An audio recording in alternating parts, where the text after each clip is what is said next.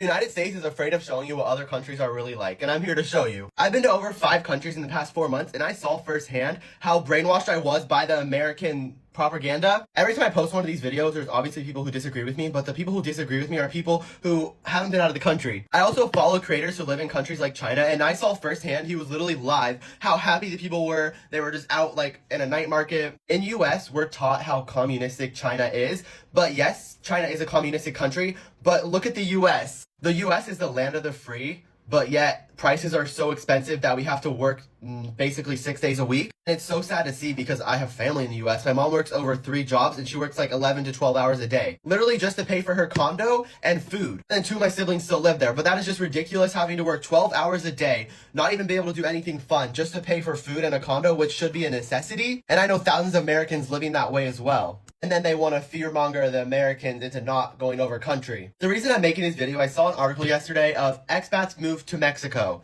Guess what it showed? They got trampled by a wave. Or they might have been on vacation, I don't know. But one of them got trampled by a wave. Whatever happened to him was horrible. But it was like over 2 news articles and says how he's like paralyzed. And it says how to not go to Mexico because this will happen. Which is crazy because we have some of the craziest waves in California, especially. I forget which beach it is. It's either San Diego or Long Beach. But I've been to a beach where you couldn't even swim in because of how crazy the waves are. And then when one thing happens in Mexico and someone gets paralyzed from the waves, all of a sudden don't go to Mexico. I really do recommend people going out of the country, especially if you're a US citizen and don't even have a passport. I didn't have a passport until I was 17 years old. I see so many people on TikTok moving abroad, but also so many people in America not knowing even how to, or people who just like their life in America, which is completely fine. But the crazy part is how many people are immigrating to America right now from other countries thinking they're gonna have a better life. I saw firsthand at one of the jobs I worked at, it took her over 4 months to come from Guatemala all the way to California.